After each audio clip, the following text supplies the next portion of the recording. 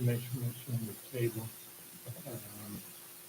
the November, or October, November, and December 2024 report until after the financial year. Motion has been made by Councilmember Abar, second by Councilmember Bigby, to table the motion, on financial reporting. All in favor? Aye. All opposed? The motion is carried. Agenda item 5C, discussion, consideration, and possible action on the final approval of the fiscal year 2023-2024 budget. Dr. Annette Goldberg, City Administrator. Mayor and Council, we went over in detail yesterday during the workshop. So tonight, I would like to go over the approved amended budget that was presented to you in July, and then present to you the final numbers for FY24. So on page 1, we have the total operating revenue. We came to you in July to ask for an amended budget of $5,117,807. We will end up with a final number of $5,265,903. On page 2, we'll start talking about the expenses. On administrative expenses, we came to you in July for an amended budget of $1,172,705. We ended up at the end of the fiscal year of $1,267,525. You go a little further down, you'll see capital expenditures. The amended budget is $746,236, and we are now at a final number of $596,774. Go a little further down, you'll see contract services. The amended budget was $626,810. The final budget for FY24 is $631,416. Under fire marshal, you'll see an amended budget of $7,505, and the final budget will be $546. For insurance, the amended budget is $75,065. The final budget is $75,053. If you turn to page 3, very top, you'll see the expenses for municipal courts. The amended budget was $789,489. The final budget is $733,494. And the police department's amended budget was $1,198,344. The final budget would be $1,127,357. Then for maintenance and repairs, you'll have an amended budget of $143,058 with a final budget of $147,749. If you take your revenue and your expenses, we have a surplus of $668,544. And that is the final numbers for FY24.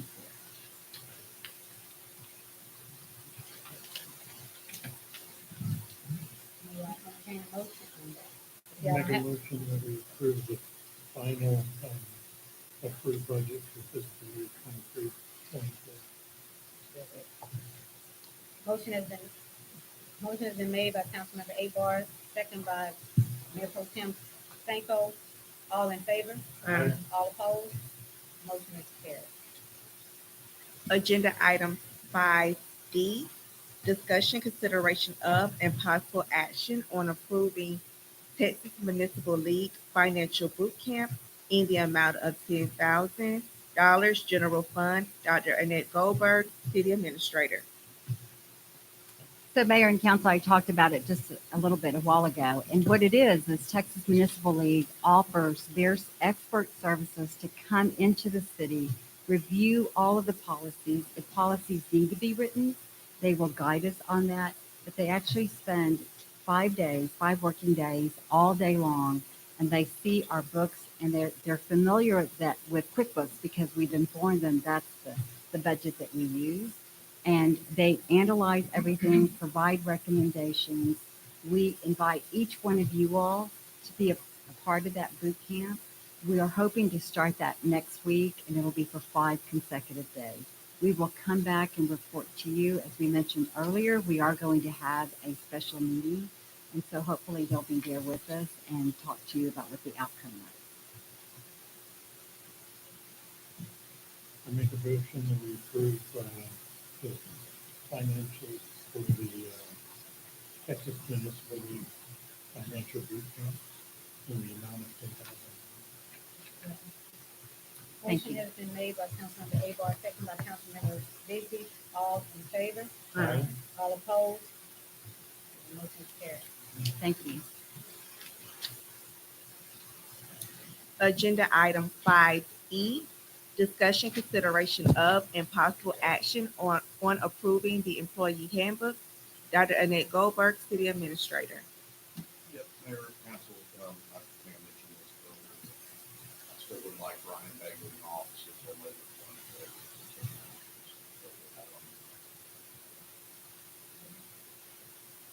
Can I entertain a motion?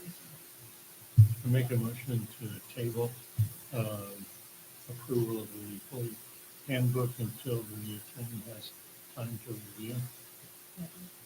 Motion has been made by Councilmember Abar, second by Councilmember Jones, to table the motion, on approval for the employee handbook. All in favor? Aye. All opposed? Motion is passed. Agenda item 5F, discussion, consideration of, and possible action to approve response letter to request for service concerning proposed water plant northwest of Highway 6 in Savannah Parkway. David Olson, City Attorney. Mayor, Council, we received a letter from an engineer representing a developer earlier this month, requesting us to respond as it relates to our ability or capacity for additional water service. So what I need tonight, and we've discussed this at length, and I'll be happy to discuss it more, but the waste and representative, we do not have capacity. The letter itself requests an additional $25,000 gallons per day of capacity. And if we have the capacity, our willingness to actually provide it. I would like a motion from council to authorize staff to draft a letter back to the engineer stating that we do not have the ability to provide capacity. I make a motion. I make a motion for, to draft the letter back to the,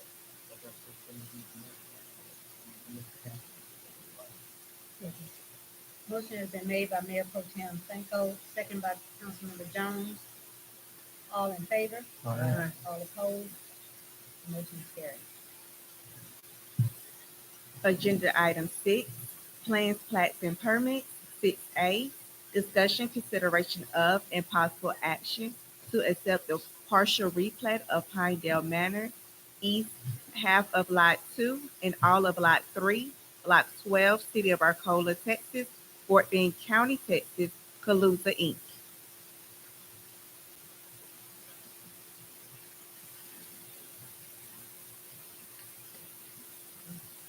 As she said, this is a partial replat of the Pinedale Manor subdivision where landowner would be going from one lot to two lots. And have any questions? I think it's fair to say at the staff level that they meet all of our subdivision. Yes. Our recommendations. May I get a motion? to make a motion to accept the partial plat of Pinedale Manor. Motion has been made by Mayor Pro Tem Senko, second by Councilmember Jones. All in favor? Aye. All opposed? Motion is passed.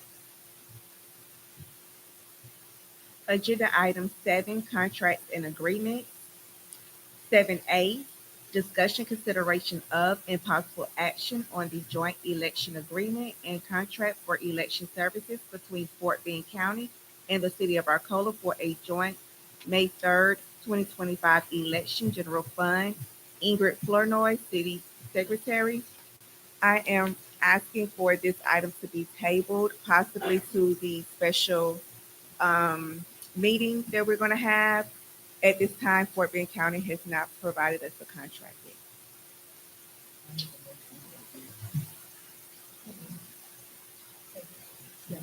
I make a motion that we table joint election agreement and contract for election services between Fort Bend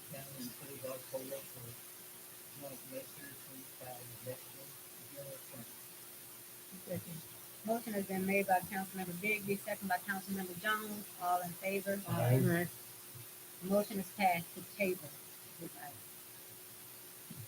Agenda item 7B, discussion, consideration of, and possible action to approve a contract with Clear Channel Outdoor to allow the city of Arcola to utilize digital billboards at no cost. Dr. Annette Goldberg, City Administrator. Mayor and council, as Ingrid has stated, there is no cost to the city, but it is a contract, and we must bring all contracts to you.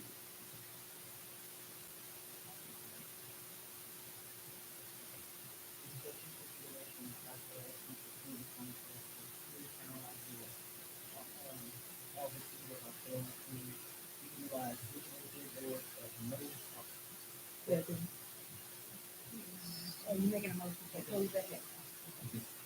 So, so motion is made by Councilmember Bigby, second by Councilmember Jones to approve the contract with Clear Channel Outdoor. All in favor?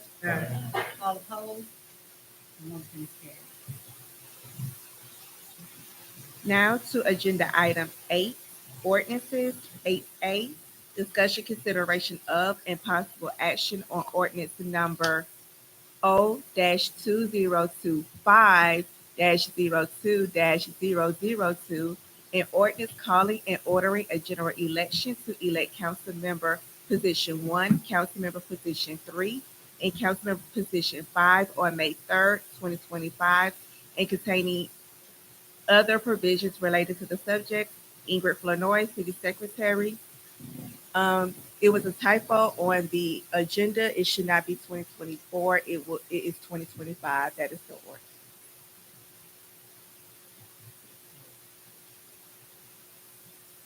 So I entertain a motion. You would make a motion that we change it to 25. I think just for approving the ordinance as Okay. Yeah, I make a motion that we approve all this.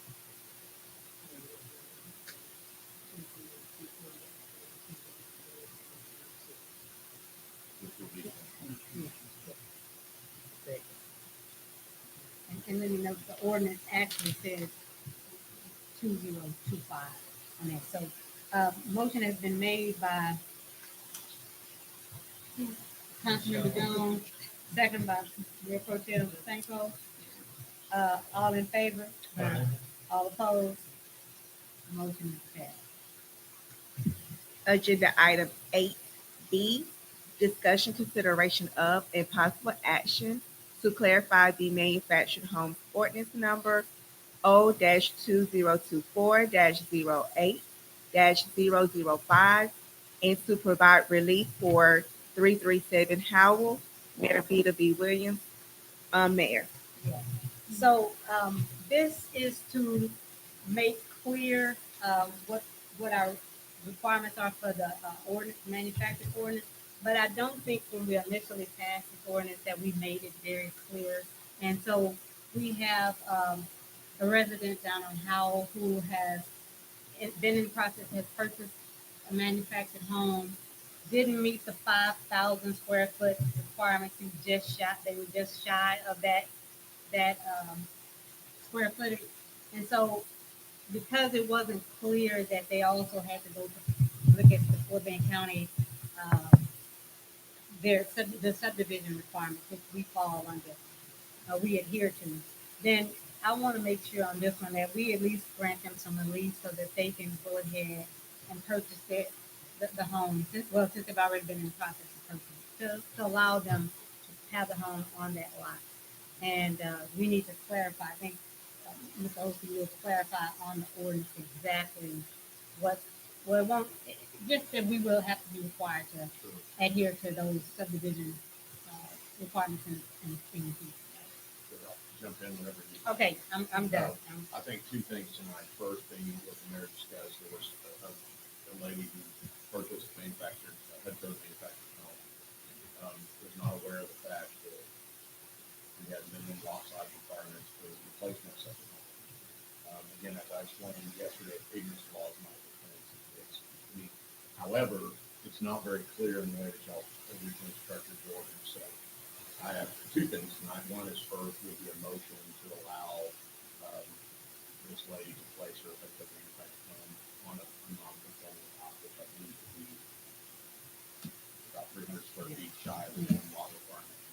So that would be the first motion. The second would be the actual ordinance suggesting the provisions of the ordinance. So I don't know if you want to address the first and third, and then go into the ordinance, or if you want to do both at the same time. Okay, we do both at the same time. And just to be clear, but all the other issues, related to this in terms of site plan and the other subdivision rules will still have to apply. Correct. And you all should have an email that I sent out this afternoon. And you'll see what I suggested, which is a new subparagraph, little 5, Roman numeral 5. It's really pretty simple. It just says a HUD code manufactured home will be in conformance for all applicable subdivision regulations and lot size requirements. That way they're absolutely clear to come to City Hall and ask about this. Even though we don't have the rule, and they will rely on the county, we'll be able to point them in the right direction. So my recommendation, at least from the staff level, is that in this instance, y'all can do what you want with the relief. I don't have an objection to granting relief in this case. Lady, and also recommend that you approve the relief. I'm sorry. Well, if you want, if y'all grant this, we can put together a simple form that she can file in the real property records, which will eliminate down the road if she tries to sell it or something, trying to get filed on top. So we can do something like that if you would like.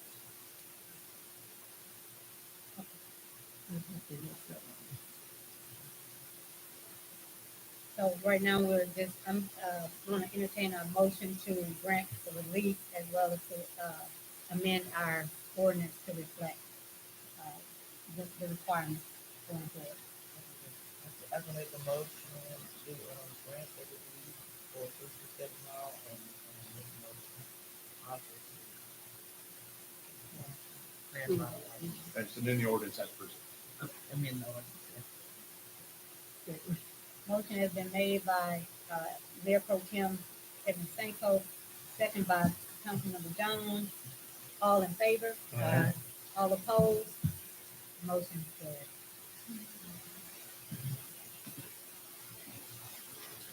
So at this time, Chief, the city council will convene into closed executive session as authorized under sections 551.072 and 551.071 of the Texas Government Code for deliberations about real property and consultation with the county.